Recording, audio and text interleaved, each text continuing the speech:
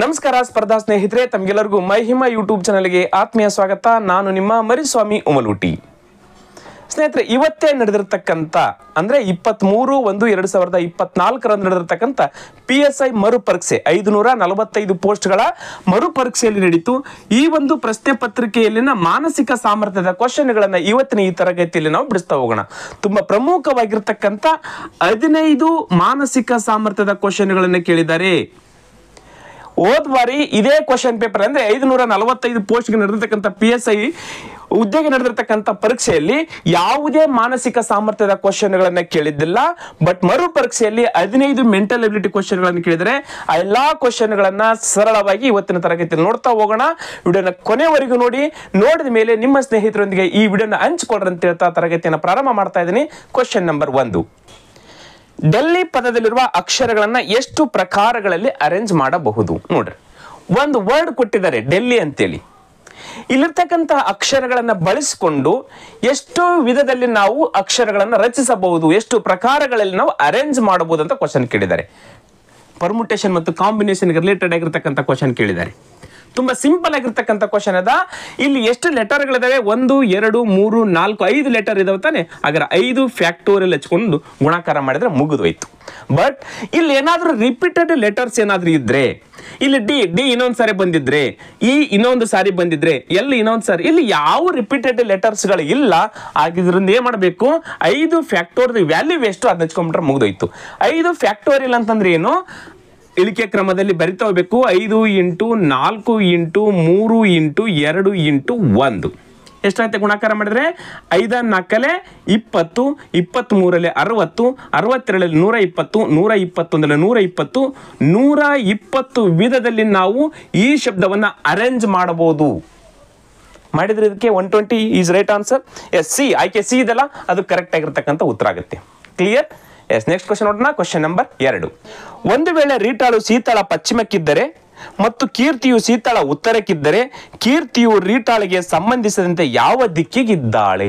ನೋಡ್ರಿ, ಡೈರೆಕ್ಷನ್ಗೆ ರಿಲೇಟೆಡ್ ಆಗಿರ್ತಕ್ಕಂಥ ಕ್ವಶನ್ ಅನ್ನು ಕೇಳಿದರೆ, ಒಂದು ವೇಳೆ ರೀಟಾಳು ಸೀತಾಳ ಪಶ್ಚಿಮಕ್ಕಿದ್ದರೆ, ಪಶ್ಚಿಮ ಅಂದ್ರೆ ಯಾವ ಕಡೆ? ಈ ಕಡೆ. ನೋಡ್ರಿ,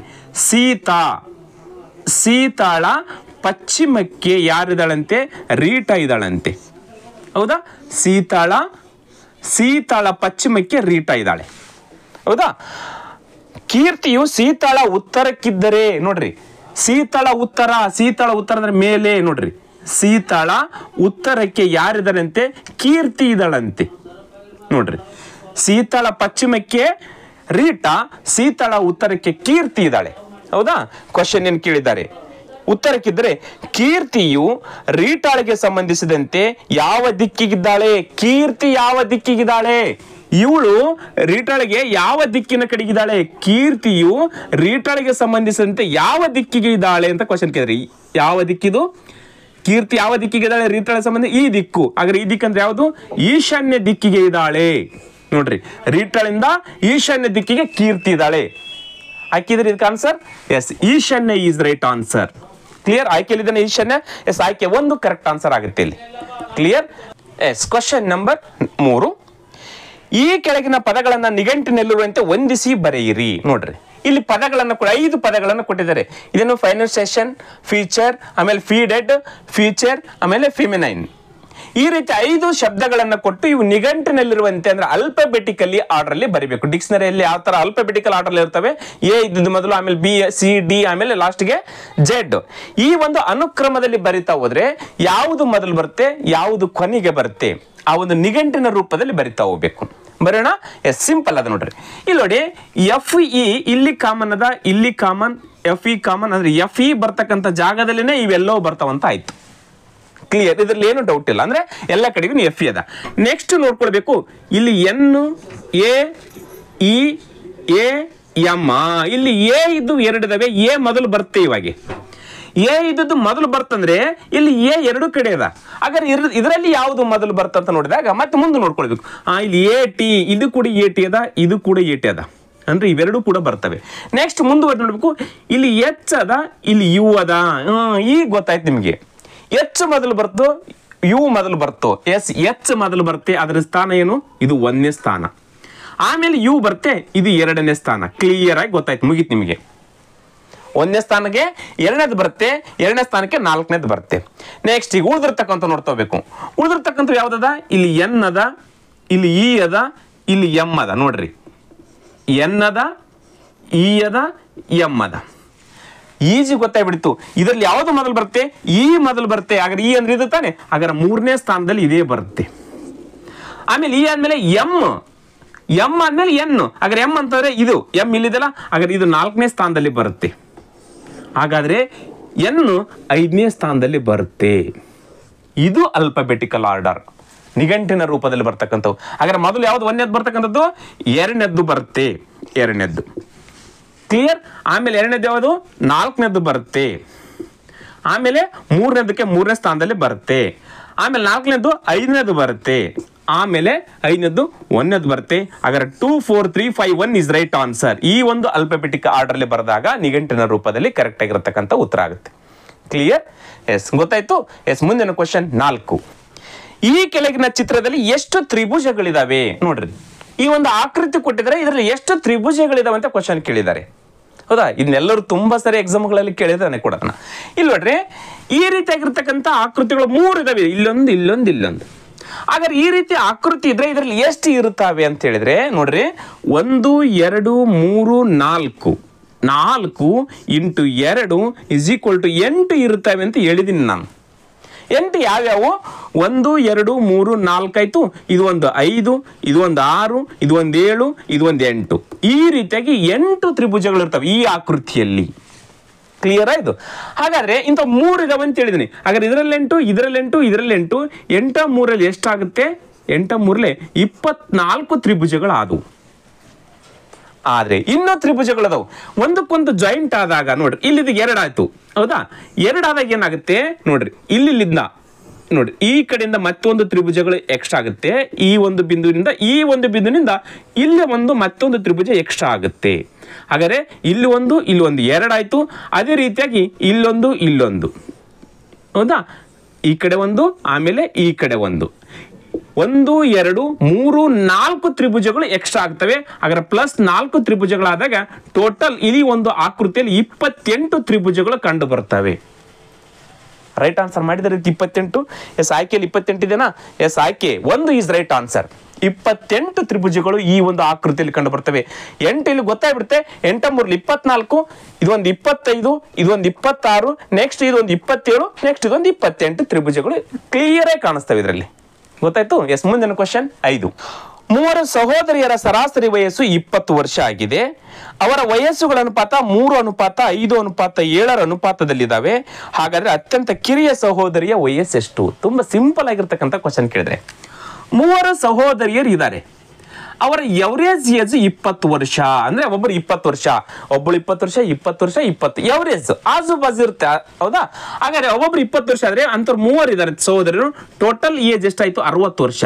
ಅಂದ್ರೆ ಅವ್ರ 3 ವಯಸ್ಸನ್ನ ಕೂಡಿಸಿದ್ರೆ 60 ವರ್ಷ ಆಗುತ್ತೆ. ಕ್ಲಿಯರ್? ಎಸ್. ಹಾಗಾದ್ರೆ 3 ವಯಸ್ಸುಗಳ ರೇಷಿಯೋ ಕೊಟ್ಟಿದ್ದಾರೆ. ಚಿಕ್ಕವಳು 3ರಷ್ಟು, ಮಿಡಲ್ ಇದ್ದವಳು 5ರಷ್ಟು, ದೊಡ್ಡವಳು 7ರಷ್ಟು ಇದ್ದಾರೆ. 3:5:7 ಅನುಪಾತದಲ್ಲಿ ಇದ್ದಾರೆ. ಕ್ವಶನ್ ಏನ್ ಕೇಳಿದ್ರೆ, ಅತಿ ಕಿರಿಯ, ಇವ್ದು ಕಿರಿಯ ಅಂತಾರೆ 3ರಷ್ಟು ಇರ್ತಕ್ಕಂಥ ಕಿರಿಯರು, ಅತಿ ಹಿರಿಯ ಅಂದ್ರೆ 7ರಷ್ಟು. ಹಾಗಾದ್ರೆ ಇವಳ ವಯಸ್ಸು ಎಷ್ಟು ಅಂತ ಕ್ವಶನ್ ಕೇಳಿದ್ದಾರೆ. ಹಾಗಾದ್ರೆ ಏನ್ ಮಾಡ್ಬೇಕು ನಾವು?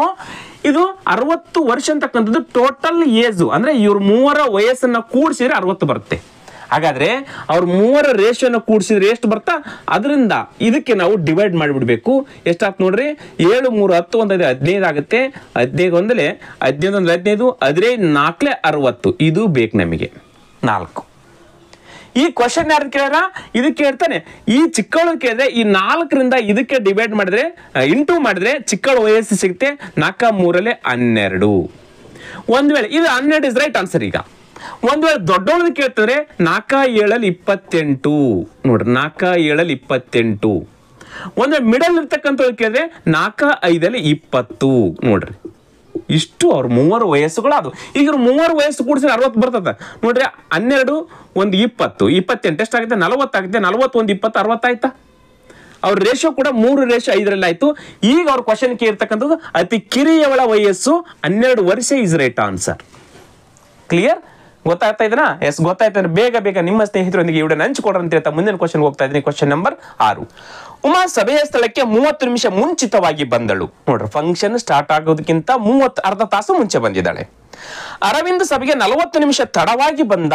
ನೋಡ್ರಿ, 45 ನಿಮಿಷ ತಡವಾಗಿ ಬಂದ. ಫಂಕ್ಷನ್ ಸ್ಟಾರ್ಟ್ ಆಗಿ 45 ನಿಮಿಷಕ್ಕೆ ಬರ್ತಾನೆ. ಸಭೆಯು ಅರವಿಂದ್ ತಲುಪಿದ 30 ನಿಮಿಷಗಳ ನಂತರ ಅಂದ್ರೆ 11 ಗಂಟೆ AM ಮುಗಿಯಿತು. ಇವನು ಬಂದ ಅರ್ಧ ತಾಸಿನಾಗ ಫಂಕ್ಷನ್ ಕ್ಲಿಯರ್ ಆಗಿ ಮುಗಿದೋಯ್ತು. ಹಾಗಾದ್ರೆ ಉಮಾ ಸಭೆಗೆ ಎಷ್ಟು ಗಂಟೆಗೆ ಬಂದಳು? ಸಭೆಗೆ ಎಷ್ಟು ಗಂಟೆಗೆ ಬಂದ್ಲು ಅಂತ ಕ್ವಶನ್. ಅರ್ಧ ತಾಸು ಮುಂಚಿತವಾಗಿ ಬಂದಿರ್ತಾನೆ, ಹಾಗಾದ್ರೆ ಎಷ್ಟು ಗಂಟೆಗೆ ಬಂದ್ಲು? ಎಸ್, ಫಂಕ್ಷನ್ ಕ್ಲೋಸ್ ಆಗಿರ್ತಕ್ಕಂಥ ಟೈಮಿಂಗ್ ಕೊಟ್ಟಿದ್ದಾರೆ. ಫಂಕ್ಷನ್ ಕ್ಲೋಸ್ ಆಗಿರ್ತಕ್ಕಂಥ ಟೈಮಿಂಗು ಎಷ್ಟು ಗಂಟೆ ಅಂತೆ? 11 ಗಂಟೆಗೆ ಫಂಕ್ಷನ್ ಕ್ಲೋಸ್ ಆಗಿದೆ. 11 ಗಂಟೆ AM ಫಂಕ್ಷನ್ ಕ್ಲೋಸ್ ಆಗಿದೆ. ಇದು ಯಾವಾಗ ಕ್ಲೋಸ್ ಆಗಿದೆ ಅಂತೆ? ಅರವಿಂದ ಬಂದ ಅರ್ಧ ತಾಸಿನಲ್ಲಿ ಕ್ಲೋಸ್ ಆಗಿದೆ ಅಂತ ಹೇಳಿದ್ದಾರೆ. ಹಾಗಾದ್ರೆ ಅರವಿಂದ್ ರೀಚ್ ಆಗಿರ್ತಕ್ಕಂಥ ಟೈಮ್ ಏನು?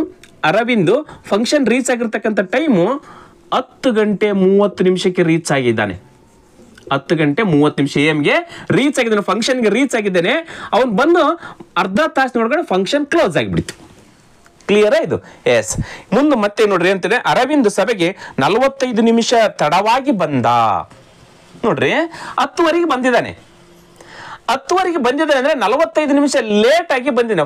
ಫಂಕ್ಷನ್ ಸ್ಟಾರ್ಟ್ ಆಗಿ ಸಭೆ ಸ್ಟಾರ್ಟ್ ಆಗಿ 40 ನಿಮಿಷ ಆದ್ಮೇಲೆ ಬಂದಿದ್ದಾನೆ. ಹಾಗಾದ್ರೆ ಫಂಕ್ಷನ್ ಎಷ್ಟು ಗಂಟೆ ಸ್ಟಾರ್ಟ್ ಆಗಿದೆ? ನೋಡ್ರಿ, ಫಂಕ್ಷನ್ ಸ್ಟಾರ್ಟ್ ಆಗಿರ್ತಕ್ಕಂಥದ್ದು ಎಷ್ಟು ಗಂಟೆಗೆ? 45 ನಿಮಿಷ ಬ್ಯಾಕ್ವರ್ಡ್ ಎಷ್ಟಾಗುತ್ತೆ? 9 ಗಂಟೆ 45 ನಿಮಿಷಕ್ಕೆ ಫಂಕ್ಷನ್ ಸ್ಟಾರ್ಟ್ ಆಗಿದೆ. ಫಂಕ್ಷನ್ ಸ್ಟಾರ್ಟ್ ಆಗಿರ್ತಕ್ಕಂಥದ್ದು 9 ಗಂಟೆ 45 ನಿಮಿಷ. ಹೌದು ತಾನೆ? 9 ಗಂಟೆ 45 ನಿಮಿಷಕ್ಕೆ ಸ್ಟಾರ್ಟ್ ಆಗಿದೆ. ಇದು ಸ್ಟಾರ್ಟ್ ಆಗಿ 45 ನಿಮಿಷ ಆದ್ಮೇಲೆ ಅಂದ್ರೆ 10 ಇವನು ಬಂದಿದ್ದಾನೆ ಅರವಿಂದ್. 10 ಬಂದು ಅರ್ಧ ತಾಸಿನಲ್ಲಿ 11 ಗಂಟೆಗೆ ಫಂಕ್ಷನ್ ಕ್ಲೋಸ್ ಆಗಿದೆ. ಇದೆಲ್ಲದ ಕ್ಲಿಯರ್ ಆಯ್ತದ? ಎಸ್. ಇಲ್ಲಿ ನೋಡ್ರಿ, ಮತ್ತೆ ಫಸ್ಟ್ ಸ್ಟೇಟ್ಮೆಂಟ್, ಉಮಾ ಸಭೆಯ ಸ್ಥಳಕ್ಕೆ 30 ನಿಮಿಷ ಮುಂಚಿತವಾಗಿ ಬಂದಳು. ನೋಡ್ರಿ, ಫಂಕ್ಷನ್ ಸ್ಟಾರ್ಟ್ ಆಗಿದ್ದೆ ಅವಾಗ 9 ಗಂಟೆ 45 ನಿಮಿಷಕ್ಕೆ. ಹೌದು ತಾನೆ? ಫಂಕ್ಷನ್ ಸ್ಟಾರ್ಟ್ ಆಗಿರ್ತಕ್ಕಂಥದ್ದು 9 ಗಂಟೆ 45 ನಿಮಿಷಕ್ಕೆ. ಬಟ್ ಅವಳು ಬಂದಿರತಕ್ಕಂಥದ್ದು ಅರ್ಧ ಗಂಟೆ ಮುಂಚೆನೆ ಬಂದಿದ್ದಾಳಂತೆ. 30 ನಿಮಿಷ ಮುಂಚೆ ಬಂದಿದ್ದಾಳಂತೆ. ಯಾರು? ಉಮಾ ರೀಚ್ ಆಗಿರ್ತಕ್ಕಂಥದ್ದು ಎಷ್ಟು ಗಂಟೆಗೆ? ಅರ್ಧ ಗಂಟೆ ಮುಂಚೆ ಅಂದ್ರೆ 9 ಗಂಟೆ 15 ನಿಮಿಷ. ನೋಡ್ರಿ, 9 ಗಂಟೆ AM ಉಮಾ ಫಂಕ್ಷನ್ ರೀಚ್ ಆಗಿರ್ತಕ್ಕಂಥ ಟೈಮ್. ಹಾಕಿದ್ರೆ 9:15. ಆಯ್ಕೆಲಿದ್ರೆ 9:15. ಎಸ್, ಆಯ್ಕೆ ಬಿ ಇಸ್ ರೈಟ್ ಆನ್ಸರ್. 9:15 ಬರ್ತಾಳೆ. ಸಭೆ ಸ್ಟಾರ್ಟ್ ಆಗ ಅರ್ಧ ಗಂಟೆ ಮುಂಚೆ ತಾನೆ? ಎಸ್. 9:45 ಫಂಕ್ಷನ್ ಸ್ಟಾರ್ಟ್ ಆಗಿದೆ. ಇದಾಗಿ 45 ನಿಮಿಷಕ್ಕೆ ಯಾರು ಬಂದಿದೆ? ಅರವಿಂದ್ ಬಂದಿದ್ದಾನೆ. ಅರವಿಂದ ಬಂದ ಅರ್ಧ ತಾಸಿನ ಒಳಗಡೆ ಫಂಕ್ಷನ್ ಕ್ಲೋಸ್ ಆಗಿದೆ. ಕ್ಲಿಯರ್? ಎಸ್, ಅರ್ಥ ಆಗಿದೆ ಅಂತ ಅನ್ಕೊಳ್ತೀನಿ. ಮುಂದಿನ ಕ್ವಶನ್ ಹೋಗೋಣ. Question number 7. ಈ ಕೆಳಗಿನ ಪದಗಳನ್ನ ತಾರ್ಕಿಕವಾಗಿ ವ್ಯವಸ್ಥೆಗೊಳಿಸಿರಿ. ನೋಡ್ರಿ, ತಾರ್ಕಿಕವಾಗಿ ವ್ಯವಸ್ಥೆಗೊಳಿಸಿರಿ ಅಂತದ. ಏನದ?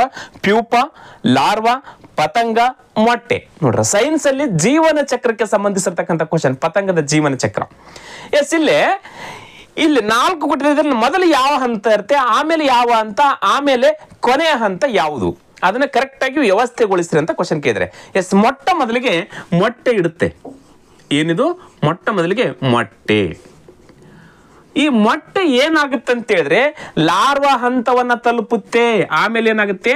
ಲಾರ್ವಾ ಹಂತವನ್ನ ತಲುಪುತ್ತೆ. ಸೈನ್ಸ್ ಅಲ್ಲಿ ಬರುತ್ತೆ, ನೋಡ್ಕೊಳ್ಬೇಕು. ಇದು ಕೇಳುತ್ತಾ ಇರೋದು ನಿಮಗೆ. ನೋಡ್ರಿ, ಲಾರ್ವಾ ಹಂತಕ್ಕೆ ಬರುತ್ತೆ. ಲಾರ್ವಾ ಹಂತಕ್ಕೆ ಬಂದಾಗ 3rd ಸ್ಟೇಜ್ ಅಲ್ಲಿ ಏನಾಗುತ್ತೆ? ಅದು ಪ್ಯೂಪ ಆಗುತ್ತೆ. ಏನಾಗುತ್ತೆ? ಪ್ಯೂಪ ಹಂತಕ್ಕೆ ತಲುಪುತ್ತೆ. ಇದು 3rd ಸ್ಟೇಜ್. ಈ 3 ಸ್ಟೇಜ್ ಆದ್ಮೇಲೆ ಪತಂಗ ವಯಸ್ಸಿಗೆ ಬರುತ್ತೆ. ಅವಾಗ ಇದೇನಂತೆ? ಪ್ಯೂಪದ ನಂತರ ಏನಾಗುತ್ತೆ? ಪತಂಗವಾಗಿ ಹಾರುತ್ತೆ. ಇದು 4ನೇ ಸ್ಟೇಜ್. ಹಾಗಾದ್ರೆ ಮೊಟ್ಟೆ ಮೊದಲು, ಆಮೇಲೆ ಲಾರ್ವಾ, ಆಮೇಲೆ ಪ್ಯೂಪ, ಆಮೇಲೆ ಪತಂಗ. ಮೊಟ್ಟೆ ಎಷ್ಟನೇದಿದೆ? ಇಲ್ಲಿ 4ನೇದಿದೆ. ಮೊದಲು 4ನೇದು ಬರಬೇಕು. ಆಮೇಲೆ ಲಾರ್ವಾ ಎಷ್ಟಿದೆ? 2ನೇದಿದೆ. ಆಮೇಲೆ ಪ್ಯೂಪ ಬರಬೇಕು. ಪ್ಯೂಪ 1 ಇದೆ. ಆಮೇಲೆ ಪತಂಗ ಎಷ್ಟನೇದಿದೆ? 3ನೇದಿದೆ. ಹೌದು ತಾನೆ? ಎಸ್. 4 2 1 3. ಎಲ್ಲಿದೆ? 4 2 1 3. ಎಸ್, ಆಯ್ಕೆ 1 ಇದೆಲ್ಲ ಕರೆಕ್ಟ್ ಆನ್ಸರ್ ಆಗುತ್ತೆ. 4 2 1 3 ಇಸ್ ರೈಟ್ ಆನ್ಸರ್. ಇನ್ನೆಲ್ಲರೂ ಹಾಕಿರ್ತೀರ. ಕ್ಲಿಯರ್? ಎಸ್. Next question 8. ಈ ಕೆಳಗಿನ 3 ಚಿತ್ರಗಳನ್ನು ನೀಡಿದ್ದು ಅವುಗಳು ಸ್ನಾತಕ ಪದವೀಧರರು, ಸ್ನಾತಕೋತ್ತರ ಪದವೀಧರರು ಮತ್ತು ಅಧಿಕಾರಿಗಳನ್ನು ಪ್ರತಿನಿಧಿಸುತ್ತೆ. ಇವುಗಳಲ್ಲಿ ಯಾವ ಭಾಗವು ಸ್ನಾತಕ ಮತ್ತು ಸ್ನಾತಕೋತ್ತರ ಪದವೀಧರರಾಗಿರುವ ಅಧಿಕಾರಿಗಳನ್ನ ಪ್ರತಿನಿಧಿಸುತ್ತೆ? ನೋಡ್ರಿ, ಸ್ನಾತಕ ಆಗಿರ್ಬೇಕು ಮತ್ತು ಸ್ನಾತಕೋತ್ತರನಾಗಿರ್ಬೇಕು, ಅಧಿಕಾರಿಗಳನ್ನ ಪ್ರತಿನಿಧಿಸ್ತಕ್ಕಂಥ ವೆನ್ ನಕ್ಷೆ ಯಾವುದು? ಇಲ್ಲಿ ನೋಡ್ರಿ, ಇದು ಸ್ನಾತಕ ಪದವೀಧರನ್ನ ಪ್ರತಿನಿಧಿಸ್ತಕ್ಕಂಥ ವೃತ್ತ. ಹೌದಾ?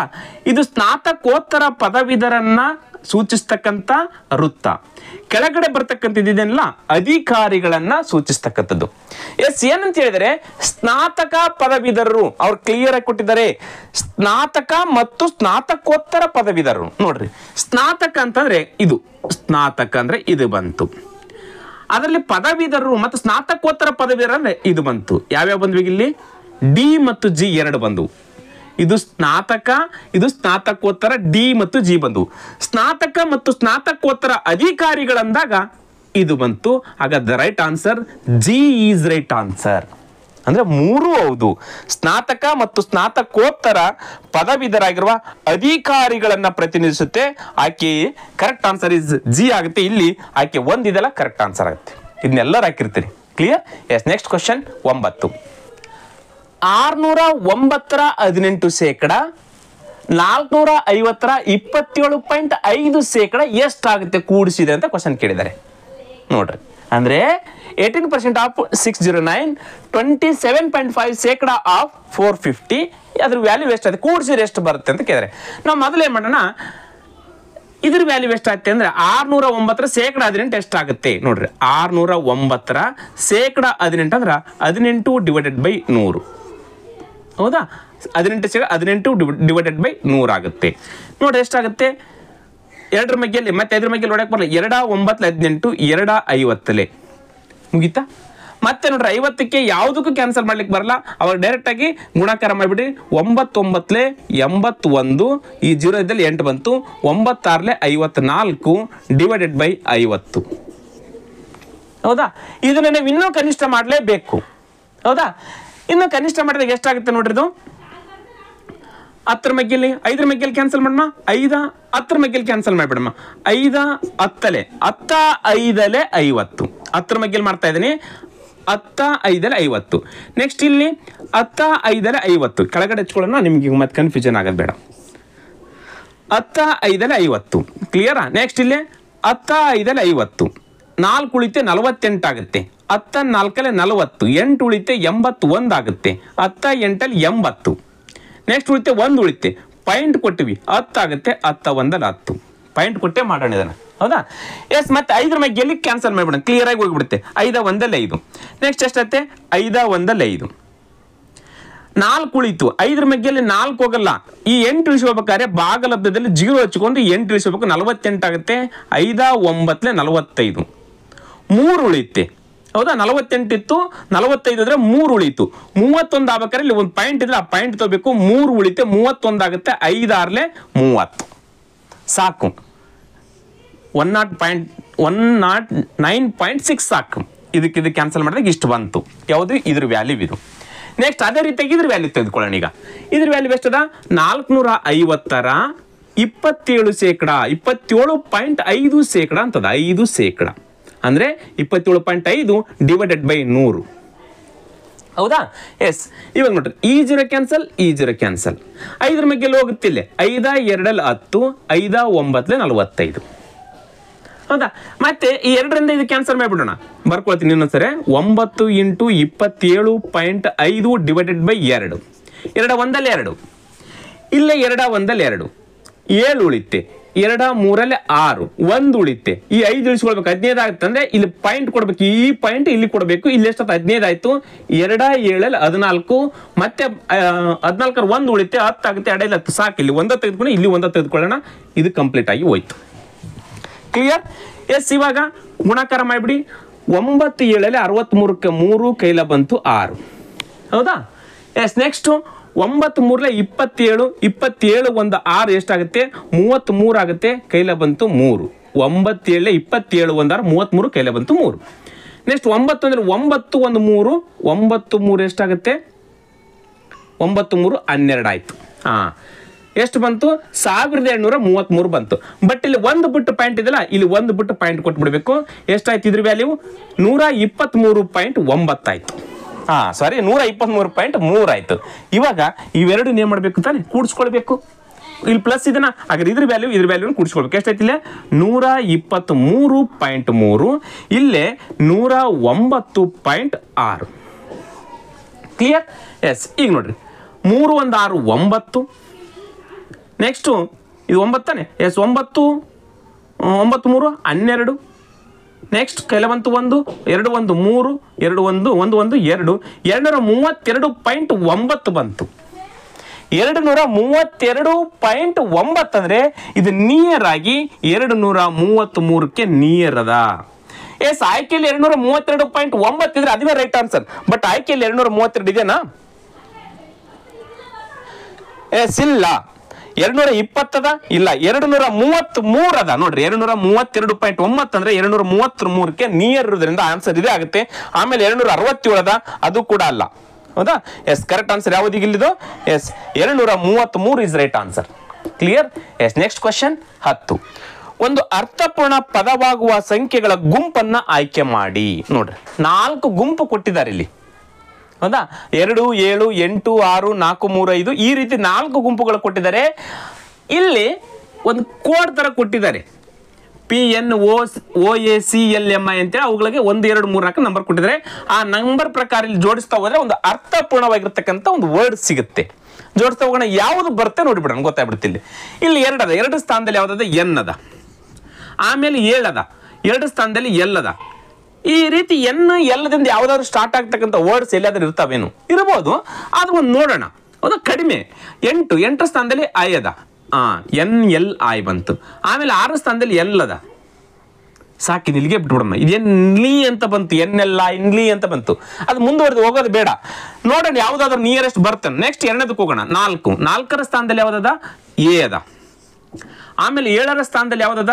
ಎಂ ಅದ. AM ಬಂತು. 5ರ ಸ್ಥಾನದಲ್ಲಿ ಯಾವ್ದದ? ಸಿ ಅದ. AMC ಬಂತು. ಈ ರೀತಿ ಯಾವ್ದಾದ್ರು ವರ್ಡ್ ಇದೇನು? AMC ಇಂದ. ಎಸ್, ಇನ್ನೂ ಒಂದು ಲೆಟರ್ ನೋಡೋಣ, ಕ್ಲಿಯರ್ ಆಯ್ತು ನಮಗೆ. 2ರ ಸ್ಥಾನದಲ್ಲಿ ಎನ್ ಅದ ನೋಡ್ರಿ. AMC ಎನ್ ಇದೇನು ಓದ್ಲಿಕ್ಕೆ ಬರ್ತಾ? ಇದೊಂದು ವರ್ಡ್ ಆಗ್ಲಿಕ್ಕೆ ಚಾನ್ಸಸ್ ಇದೆನಾ? ಇಲ್ಲ. ಅದನ್ನ ಸ್ಟಾಪ್ ಮಾಡೋಣ. ಎಸ್, ನೋಡೋಣ. ಈ ಬಂತು, ಇಲ್ಲಿ ಯಾವ್ದಾದ್ರು ಬರಲ್ಲ ಅಂದ್ರೆ ನೆಕ್ಸ್ಟ್ ಮುಂದುವರೆದು ಹೋಗೋಣ, ಇಲ್ಕಂದ್ರೆ ಬೇಡ. ನೆಕ್ಸ್ಟ್ 3ನೇದು ನೋಡೋಣ. 7ರ ಸ್ಥಾನದಲ್ಲಿ ಎಂ ಅದ. ಆಮೇಲೆ 1ರ ಸ್ಥಾನದಲ್ಲಿ ಪಿ ಅದ. MP ಬಂತು ನೋಡ್ರಿ. 8ರ ಸ್ಥಾನದಲ್ಲಿ ಐ, MPI. 5ರ ಸ್ಥಾನದಲ್ಲಿ ಸಿ, MPIC ಬಂತು ನೋಡ್ರಿ. ಇದೇನು ಹೆಂಗ್ ಓದ್ತೀನಿ ಇದನ್ನ? ಗೊತ್ತಾಯ್ತು? ಎಸ್, ಇಲ್ಲಿ ಸ್ಟಾಪ್ ಮಾಡೋಣ. ಇದನ್ನು ಕೂಡ ನೆಕ್ಸ್ಟ್ ಇದು ನೋಡೋಣ. ಇದನ್ನು ಅದೇ ರೀತಿ ಬಂತ ನಾ ಕಂಟಿನ್ಯೂ ಮಾಡ್ತಾ ಹೋಗ್ತೀನಿ. 5ರ ಸ್ಥಾನದಲ್ಲಿ ಏನದ? ಸಿ ಅದ. 3ರ ಸ್ಥಾನದಲ್ಲಿ ಏನದ? ಓ ಅದ ನೋಡ್ರಿ. ಇವು 3 ಈ ತರ ಬಂದಿಲ್ಲ ಅಂದ್ರೆ ಈ 4ನೇದು ಬಂದೇ ಬರುತ್ತೆ ನೋಡ್ರಿ. 7ರ ಸ್ಥಾನದಲ್ಲಿ ಯಾವ್ದದ? ಎಂ ಅದ. COM, ಕಾಮ್ ಅಂತ ಬಂತು. ಆಮೇಲೆ 1ರ ಸ್ಥಾನದಲ್ಲಿ ಪಿ ಅದ ನೋಡ್ರಿ, ಕಾಂಪ್ ಅಂತ ಬಂತು. 6ನೇ ಸ್ಥಾನದಲ್ಲಿ ಎಲ್ಲದ ನೋಡ್ರಿ, ಕಾಂಪಲ್ ಬರಬಹುದು ಮೋಸ್ಟ್ಲಿ ಇದು. ಆಮೇಲೆ 4ನೇ ಸ್ಥಾನದಲ್ಲಿ ಎ ಅದ. ಕಾಂಪ್ಲೇ ಅಂತ ಆಯ್ತು, ಕಾಂಪ್ಲೇ ಅಂತ ಆಯ್ತು. ಆಮೇಲೆ 8ರ ಸ್ಥಾನದಲ್ಲಿ ಐ ಅದ. ಕಂಪ್ಲೇ ಆಯ್ತು. ಆಮೇಲೆ 2ರ ಸ್ಥಾನದಲ್ಲಿ ಎಲ್ಲ ಕಂಪ್ಲೇನ್ ಅಂತ ಆಯ್ತು. ಕಂಪ್ಲೇಂಟ್ ಅಂತ ಬರ್ತೀವಲ್ಲ. ಎಸ್, ಕಂಪ್ಲೇನ್ ಅಂತಕ್ಕಂಥ ಒಂದು ವರ್ಡ್ ಆಯ್ತು. ದೂರು ಅಂತ ಕರಿತೀವಿ, ಕಂಪ್ಲೇಂಟ್. ಆ ತರ ಒಂದು ಕಂಪ್ಲೇನ್ ಅಂತಕ್ಕಂಥದ್ದು ಒಂದು ವರ್ಡ್ ಆಯ್ತು ಅಂತ ಕ್ಲಿಯರ್ ಆಗಿದೆ. ಇದು ಬಿಟ್ಟು ಬೇರೆ ಏನಾದ್ರು ಇವು ಆಗ್ತಾವ ನೋಡೋಣ. ಈಗ 6 2, 6ರ ಸ್ಥಾನದಲ್ಲಿ ಎಲ್ ಅದ. 2ರ ಸ್ಥಾನದಲ್ಲಿ ಎನ್ ಅದ ನೋಡ್ರಿ. ಏನು? MPICLN. ಆಮೇಲೆ 4ರ ಸ್ಥಾನದಲ್ಲಿ ಎ ಅದ. ಆಮೇಲೆ 3ರ ಸ್ಥಾನದಲ್ಲಿ ಓ ಅದ. ಆಗುತ್ತೆ ಇದು ಯಾವ್ದಾರ ಒಂದು ವರ್ಡ್ ಇದ್ರ ನೋಡಿ. ಆಮೇಲೆ 6ರ ಸ್ಥಾನದಲ್ಲಿ ಯಾವ್ದದ? ಇಲ್ಲಿ ಎಲ್ ಅದ. 8ರ ಸ್ಥಾನದಲ್ಲಿ ಐ ಅದ. ಆಮೇಲೆ 1ರ ಸ್ಥಾನದಲ್ಲಿ ಪಿ ಅದ. ಆಮೇಲೆ 3ರ ಸ್ಥಾನದಲ್ಲಿ ಓ ಅದ. ಇದು ಒಂದು ವರ್ಡ್ ಆಗುತ್ತೆ ಇದು? AMCBCNLIPO ಇಲ್ಲ. ನೆಕ್ಸ್ಟ್ ಈ 1ನೇ ಸ್ಥಾನದಲ್ಲಿ ನೋಡ್ರಿ. 1ನೇದು ಏನಿದೆ ನೋಡ್ರಿ. 4ರ ಸ್ಥಾನದಲ್ಲಿ ಎ ಅದ. 3ರ ಸ್ಥಾನದಲ್ಲಿ ಓ ಅದ. 1ರ ಸ್ಥಾನದಲ್ಲಿ ಪಿ ಅದ. 5ರ ಸ್ಥಾನದಲ್ಲಿ ಇದು ಒಂದು ವರ್ಡ್ ಆಗ್ತದೆ ನೋಡ್ರಿ. ಇಲ್ಲ. ಹಾಗಾದ್ರೆ ನಿಯರ್ ಅಂದ್ರೆ ಒಂದು ಕರೆಕ್ಟ್ ಆಗಿರ್ತಕ್ಕಂಥ ವರ್ಡ್ ಆಗಿರ್ತಕ್ಕಂಥದ್ದು ಕಂಪ್ಲೇನ್ ಆಗುತ್ತೆ. ಕಂಪ್ಲೇನ್ ಅಂತಕ್ಕಂಥದ್ದು ಕರೆಕ್ಟ್ ಉತ್ತರ ಆಗುತ್ತೆ. ಕ್ಲಿಯರ್? ಎಸ್, ಇದಕ್ಕೆ ಕರೆಕ್ಟ್ ಆಗಿರ್ತಕ್ಕಂಥ ಉತ್ತರ ಆಯ್ಕೆ 4. ಆಯ್ಕೆ 4 ಅನ್ನೋದಕ್ಕಿಂತ ಇಲ್ಲಿ ಯಾವ್ದಿದೆ? ಎಸ್, ಆಯ್ಕೆ 4 ಡಿ. ಆಯ್ಕೆ ಡಿ ಇಸ್ ರೈಟ್ ಆನ್ಸರ್. ಇದು ಕರೆಕ್ಟ್ ಆಗಿರ್ತಕ್ಕಂಥ ಒಂದು ವರ್ಡ್ ಆಗುತ್ತೆ. ಕ್ಲಿಯರ್? Next question 11. ಶುಭಂ 30 ಕಿಲೋಮೀಟರ್ ಅನ್ನು ಪ್ರತಿ ಗಂಟೆಗೆ 6 ಕಿಲೋಮೀಟರ್ ವೇಗದಲ್ಲಿ ನಡೆಯುತ್ತಾನೆ. ಉಳಿದ 40 ಕಿಲೋಮೀಟರ್ನ 5 ಗಂಟೆಗಳಲ್ಲಿ ಪೂರೈಸುತ್ತಾನೆ. ಅವನ ಸಂಪೂರ್ಣ ಪ್ರಯಾಣದ ಸರಾಸರಿ ವೇಗ ಎಷ್ಟು? ನೋಡ್ರಿ, ತುಂಬಾ ಟ್ವಿಸ್ಟ್ ಮಾಡಿ ಕೇಳಿರ್ತಕ್ಕಂಥ ಕ್ವಶನ್ ಇದು. ಹೆಂಗಂತ ಹೇಳ್ತೀನಿ. ಇಲ್ಲಿದ್ದ ಇಲ್ಲಿಗೆ 70 ಕಿಲೋಮೀಟರ್ ಅದ. ಮೊದಲ 30 ಕಿಲೋಮೀಟರ್, ಆಮೇಲೆ ಉಳಿದ 40 ಕಿಲೋಮೀಟರ್. ಹೌದಾ? ಶುಭ 30 ಕಿಲೋಮೀಟರ್ನ ಪ್ರತಿ ಗಂಟೆಗೆ 6 ಕಿಲೋಮೀಟರ್ ವೇಗದಲ್ಲಿ ಸ್ಪೀಡ್ ಕೊಟ್ಟಿದ್ದಾನೆ. ಇದ್ರ ಸ್ಪೀಡ್ ಎಷ್ಟಂತೆ? 6 ಕಿಲೋಮೀಟರ್ ಪರ್ ಅವರ್ ವೇಗದಲ್ಲಿ. ನೋಡ್ರಿ 30 ಕಿಲೋಮೀಟರ್ ಅನ್ನ 6 ಕಿಲೋಮೀಟರ್ ಪರ್ ಅವರ್ ವೇಗದಲ್ಲಿ ಹೋಗ್ತಾ ಇದ್ದಾನೆ. ಬಟ್ ಉಳಿದ 40 ಕಿಲೋಮೀಟರ್ 5 ಗಂಟೆಗಳಲ್ಲಿ ಇಲ್ಲಿ ಸ್ಪೀಡ್ ಕೊಟ್ಟಿಲ್ಲ, ಟೈಮ್ ಕೊಟ್ಟುಬಿಟ್ಟಿದ್ದಾನೆ 5 ಗಂಟೆಗಳಲ್ಲಿ. ನೋಡ್ರಿ ಇದೇ ಟ್ವಿಸ್ಟ್ ಇರೋದು. ನಾವೇನಾದ್ರೂ ಉಳಿದ ದೂರವನ್ನ 5 ಕಿಲೋಮೀಟರ್ ಪರ್ ಅವರ್ ವೇಗದಲ್ಲಿ ಅಂತಂದ್ರೆ ಉತ್ತರ ತಪ್ಪಾಗುತ್ತೆ. ಹೌದಾ? ಇಲ್ಲಿ ಏನ್ ಮಾಡಿದಾನೆ, ಉಳಿದ 40 ಕಿಲೋಮೀಟರ್ಗಳನ್ನ 5 ಗಂಟೆಗಳಲ್ಲಿ ಪೂರೈಸುತ್ತಾನೆ. ಹಾಗಾದ್ರೆ ಅವನ ಸಂಪೂರ್ಣ ಪ್ರಯಾಣದ ಸರಾಸರಿ ವೇಗ ಎಷ್ಟು? ನೋಡ್ರಿ ಸರಾಸರಿ ವೇಗ ಎಷ್ಟು? ಹಾಗಾದ್ರೆ ಸರಾಸರಿ ವೇಗ ಅಂತಂದ್ರೆ ಇಲ್ಲಿಂದ ಇಲ್ಲಿಗೆ ಹೋಗ್ಲಿಕ್ಕೆ ಎಷ್ಟು ಟೈಮ್ ತೆಗೆದುಕೊಂಡ, ಅದು ಎಷ್ಟು ದೂರ ಅದ ಡಿವೈಡ್ ಮಾಡಿಬಿಟ್ರೆ ಉತ್ತರ ಸಿಕ್ಬಿಡುತ್ತೆ ನಮಗೆ. ಆದ್ರೆ ಇಲ್ಲಿ ನೋಡ್ರಿ ನಮಗೆ ಇಲ್ಲಿ ಟೈಮ್ ಸಿಕ್ತು ನೋಡ್ರಿ, 30 ಕಿಲೋಮೀಟರ್ ಅದ. ಆ 30 ಕಿಲೋಮೀಟರ್ನ ಗಂಟೆಗೆ 6 ಕಿಲೋಮೀಟರ್ ಹೋಗ್ತಾ ಇದ್ದಾನೆ. ಗಂಟೆಗೆ 6 ಕಿಲೋಮೀಟರ್ 30 ಕಿಲೋಮೀಟರ್ ಹೋಗಕ್ಕೆ ಎಷ್ಟೈತೆ? 6 ಎಷ್ಟಲ್ಲಿ 30, 6 5 30. ಇದಕ್ಕೂ ಕೂಡ 5 ಗಂಟೆ 5 ಅವರ್ಸ್ ತೆಗೆದುಕೊಂಡ.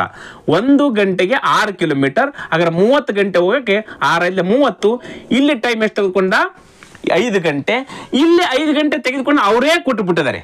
ಉಳಿದ 40 ಕಿಲೋಮೀಟರ್ 5 ಗಂಟೆಗಳಲ್ಲಿ ಪ್ರಯಾಣಿಸುತ್ತಾನೆ, ಅವರೇ ಕೊಟ್ಟಿದ್ದಾರೆ. ಬಟ್ ಸ್ಪೀಡ್ ಗೊತ್ತಿಲ್ಲ, ನಮಗೆ ಬೇಕಾಗಿಲ್ಲ. ನಮಗೆ ಬೇಕಾದ್ರೆ ಇವೆರಡೇ ಸಾಕು. ನಮ್ಮ ಹೆಚ್ಚಿಗೆ ಬೇಕಂತಂದ್ರೆ ಸ್ಪೀಡ್ ಎಷ್ಟರಲ್ಲಿ ಹೋಗಿರ್ಬೋದು ಅಂತಂದ್ರೆ 5 ಎಷ್ಟಲ್ಲಿ 40, 5 8 40. ಹಾಗಾದ್ರೆ 8 ಕಿಲೋಮೀಟರ್ ಪರ್ ಅವರ್ ವೇಗದಲ್ಲಿ ಹೋಗಿದ್ದಾನೆ, ಅಷ್ಟೇ ಸಿಂಪಲ್. ಹೌದಾ? ಇದು ನಮಗೆ ಬೇಕಾಗಿಲ್ಲ. ನಮಗೆ ಬೇಕಾಗಿರೋದೇನು, ಒಟ್ಟು ಎಷ್ಟು ಟೈಮ್ ತೆಗೆದುಕೊಂಡ, ಟೋಟಲ್ ಉದ್ದ 40 30 ಮತ್ತು 40 70 ಕಿಲೋಮೀಟರ್. ಎವರೇಜ್ ಸ್ಪೀಡ್ ಕೇಳಿದ ಅನ್ಸಾನೆ. Speed is equal to distance divided by time. Average speed ಸಿಗುತ್ತೆ ನಮಗೆ. ಡಿಸ್ಟೆನ್ಸ್ ಎಷ್ಟದ ಇಲ್ಲಿ? 30 1 40 70 ಕಿಲೋಮೀಟರ್ ಡಿಸ್ಟೆನ್ಸ್ ಅದ. ಟೈಮ್ ಎಷ್ಟು ತೆಗೆದುಕೊಂಡ? ಇಲ್ಲಿ 5 ಗಂಟೆ, ಇಲ್ಲಿ 5 ಗಂಟೆ, ಟೋಟಲ್ 10 ಗಂಟೆ ಟೈಮ್ ಅನ್ನ ತೆಗೆದುಕೊಂಡ. ಹಾಗಾದ್ರೆ ಈ 10 1 10 7. ಹಾಗಾದ್ರೆ average speed is equal to 7 kilometre per hour is right answer. ನೋಡ್ರಿ ಎವರೇಜ್ ಸ್ಪೀಡ್ ಎಷ್ಟಾಯ್ತು? 7 ಕಿಲೋಮೀಟರ್ ಪರ್ ಅವರ್. ನೋಡ್ರಿ ಇದನ್ನ ಕೊಟ್ಟೆ ತುಂಬಾ ಚೆನ್ನಾಗಿ ಮಾಡಿದ್ದಾನೆ. ನಾವೇನಾದ್ರೂ ಇಲ್ಲಿ ಮಿಸ್ಟೇಕ್ ಮಾಡಿಕೊಂಡು 6 ಕಿಲೋಮೀಟರ್ ಪರ್ ಅವರ್, ಗಂಟೆಗೆ 6 ಕಿಲೋಮೀಟರ್ ಪರ್ ಅವರ್, ಗಂಟೆಗೆ 5 ಕಿಲೋಮೀಟರ್ ಪರ್ ಅವರ್ ಅಂತ ಮಾಡಿದಾಗ ಇಲ್ಲಿ ಏನಾಗುತ್ತೆ, ಟೈಮ್ 8 ಗಂಟೆ ಆಗಿಬಿಡುತ್ತೆ. ಇಲ್ಲಿ 8 ಗಂಟೆ ಟೈಮು, ಇಲ್ಲಿ 5 ಗಂಟೆ ಟೈಮು, ಇಲ್ಲಿ 13 ಆಗಿಬಿಡುತ್ತೆ. ಅವಾಗ 70ಕ್ಕೆ 13 ಡಿವೈಡ್ ಮಾಡಬೇಕಾಗುತ್ತೆ. ಹೌದಾ? ಇಲ್ಲಿ ನಾವು ಬಹಳ ಕೇರ್ಫುಲ್ ಆಗಿ ಕ್ವಶನ್ ಅನ್ನ ನೋಡ್ಕೊಂಡ್ವಿ. ಹಾಗಾದ್ರೆ ಇಲ್ಲಿ ಕೇಳಿರ್ತಕ್ಕಂಥದ್ದು ಟೈಮ್ ಕೊಟ್ಟಿದ್ದಾನೆ, ಇಲ್ಲಿ ಸ್ಪೀಡ್ ಕೊಟ್ಟಿದ್ದಾನೆ. ಹಾಗಾದ್ರೆ ಇಲ್ಲಿ ಟೈಮ್ ಎಷ್ಟಾಗುತ್ತೆ, ಇವೆರಡು ಟೈಮ್ ಅನ್ನ ಕೂಡಿಸ್ಕೊಳ್ತೀವಿ. ಟೋಟಲ್ ಡಿಸ್ಟೆನ್ಸ್ಗೆ ಡಿವೈಡ್ ಮಾಡಿದಾಗ ನಮಗೆ ಎವರೇಜ್ ಸ್ಪೀಡ್ ಗೊತ್ತಾಗುತ್ತೆ.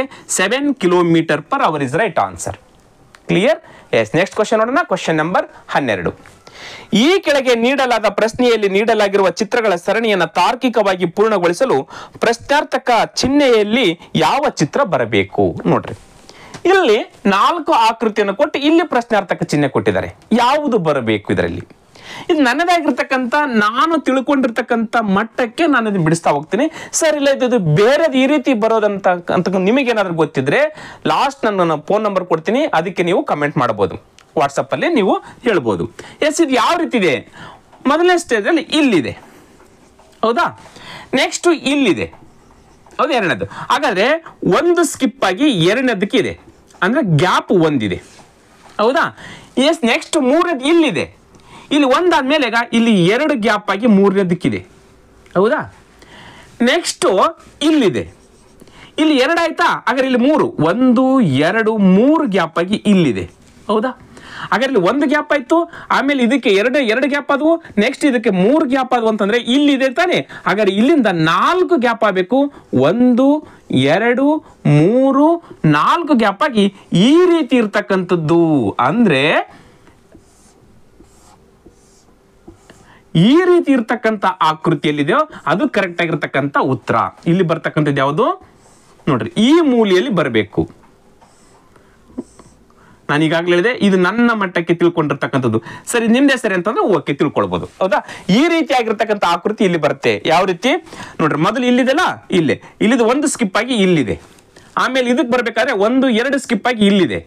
ಆಮೇಲೆ ಇಲ್ಲಿದು ಒಮ್ಮೆಕ್ಕೆ ಈ ಕಡೆ ಇದೆ ಅಂತಂದ್ರೆ ಇಲ್ಲಿ 2 ಆಯ್ತು, 1 2 3 ಸ್ಕಿಪ್ ಆಗಿದೆ.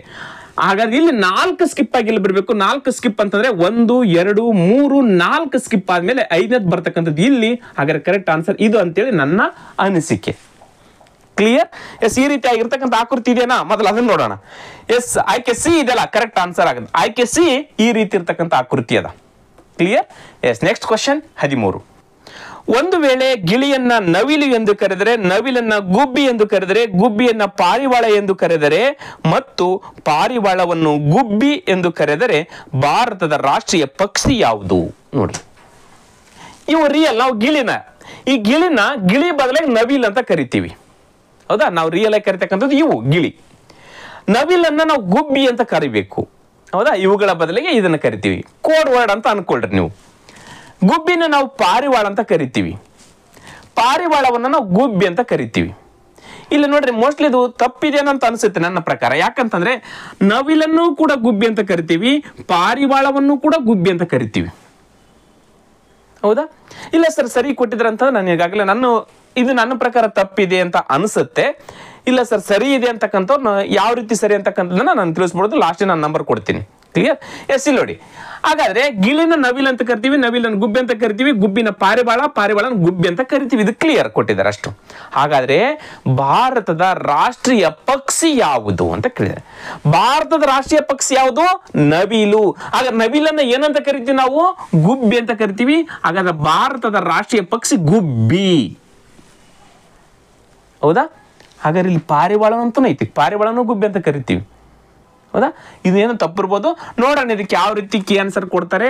ಅಥವಾ ಇವ್ರು ಕೊಟ್ಟಿದ್ದ ಕರೆದ ನಾನು ಹೇಳಿದ್ದೇನಾದ್ರು ತಪ್ಪಿತ್ತಂತಂದ್ರೆ ನೋಡೋಣ ಅದು ಎಲ್ಲಿ ತಪ್ಪಾಯ್ತು. ನಾನು ಕೂಡ ಅದ್ರ ಬಗ್ಗೆ ಕಲ್ತ್ಕೊಳ್ತೀನಿ. ಕ್ಲಿಯರ್? ಎಸ್, ಇಲ್ಲಿ ನನ್ನ ಪ್ರಕಾರ ತಪ್ಪಿದೆ. ಒಂದು ತಪ್ಪಿಲ್ಲ ಅಂತಂದ್ರೂ ನಾವು ಇದಷ್ಟು ಕನ್ಸಿಡರ್ ಮಾಡಲಿಲ್ಲ, ಇವೆರಡನ್ನ ಮಾಡಿತ್ತಂತಂದ್ರೆ ಭಾರತದ ರಾಷ್ಟ್ರೀಯ ಪಕ್ಷಿ ನವಿಲದ, ಆ ನವಿಲನ್ನ ನಾವು ಗುಬ್ಬಿ ಅಂತ ಕರಿತೀವಿ. ಹಾಗಾದ್ರೆ ಭಾರತ ರಾಷ್ಟ್ರೀಯ ಪಕ್ಷಿ ಗುಬ್ಬಿ ಇಸ್ ರೈಟ್ ಆನ್ಸರ್.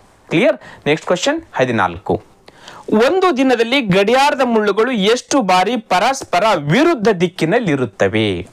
ಪರಸ್ಪರ ವಿರುದ್ಧ ದಿಕ್ಕು ಅಂತಂದ್ರೆ ಈ ಕಡೆ ನಿಮಿಷದ ಮುಳ್ಳು ಇತ್ತಂತೇಳಿದ್ರೆ, ಈ ಕಡೆ ನಿಮಿಷದ ಮುಳ್ಳು ಇತ್ತಂದ್ರೆ ಅದಕ್ಕೆ ವಿರುದ್ಧವಾಗಿ ನಿಮಿಷದ ಮುಳ್ಳು ಇರಬೇಕು. ಈ ರೀತಿ ಒಂದು ದಿನದಲ್ಲಿ ಎಷ್ಟು ಬಾರಿ ಸಂಭವಿಸ್ತವೆ ಅಂತ ಕ್ವಶನ್ ಕೇಳಿದ್ದಾರೆ. ನಿಮಿಷದ ಮುಳ್ಳು ಮತ್ತು ಗಂಟೆ ಮುಳ್ಳು ಪರಸ್ಪರ ವಿರುದ್ಧ ಇರತಕ್ಕಂಥದ್ದು ಎಷ್ಟು ಸಾರಿ ಆಗುತ್ತೆ ಒಂದು ದಿನದಲ್ಲಿ? ಹಾಗಾದ್ರೆ ಮೊದಲು ನಾವು 12 ಗಂಟೆಗಳಲ್ಲಿ ಎಷ್ಟು ಸಾರಿ ಸಂಧಿಸ್ತವೆ ಅಥವಾ ಎಷ್ಟು ಸಾರಿ ಸಂಭವಿಸ್ತವೆ ಈ ರೀತಿ 180 ಡಿಗ್ರಿಯಲ್ಲಿ. 180 ಡಿಗ್ರಿಯಲ್ಲಿ ಅನ್ನೋದಕ್ಕಿಂತ ಪರಸ್ಪರ ವಿರುದ್ಧ ದಿಕ್ಕು ಅಂತ ಹೇಳ್ಕೊಡ್ಬೇಕು. 180 ಡಿಗ್ರಿ ಈ ಗಂಟೆ ಮುಳ್ಳಿನ ಮೇಲೆ ನಿಮಿಷದ ಮುಳ್ಳು ಬಂದಾಗ ಕೂಡ 180 ಡಿಗ್ರಿ ಅನ್ನೇ ಆಗುತ್ತೆ. ಹೌದಾ? ಎಸ್, ಇದಕ್ಕೆ ನಾವು ಪರಸ್ಪರ ವಿರುದ್ಧ ದಿಕ್ಕಂದಾಗ 12 ಗಂಟೆಗಳಲ್ಲಿ 11 ಬಾರಿ ಪರಸ್ಪರ ವಿರುದ್ಧ ದಿಕ್ಕಿನಲ್ಲಿ ಇರುತ್ತವೆ ಗಂಟೆ ಮುಳ್ಳು ಮತ್ತು ನಿಮಿಷದ ಮುಳ್ಳು. ಹೌದಾ? ಹಾಗಾದ್ರೆ ಒಂದು ದಿನದಲ್ಲಿ 24 ಗಂಟೆಗಳಲ್ಲಿ ಎಷ್ಟು ಸಾರಿ ಸಂಭವಿಸ್ತವೆ? 22 ಬಾರಿ ಗಂಟೆ ಮುಳ್ಳು ಮತ್ತು ನಿಮಿಷದ ಮುಳ್ಳು ಪರಸ್ಪರ ವಿರುದ್ಧ ದಿಕ್ಕಿನಲ್ಲಿ ಇರುತ್ತವೆ. ಇದು ಯಾವಾಗ? ಒಂದು ದಿನದಲ್ಲಿ. ಒಂದು ವೇಳೆ ರೈಟ್ ಆಂಗಲ್ಸ್ ಕೇಳ್ಬಿಡ್ತಾನೆ. ರೈಟ್ ಆಂಗಲ್ಸ್, ಲಂಬ ಕೋನಗಳು ಒಂದು ದಿನದಲ್ಲಿ ಎಷ್ಟು ಸಂಭವಿಸ್ತವೆ?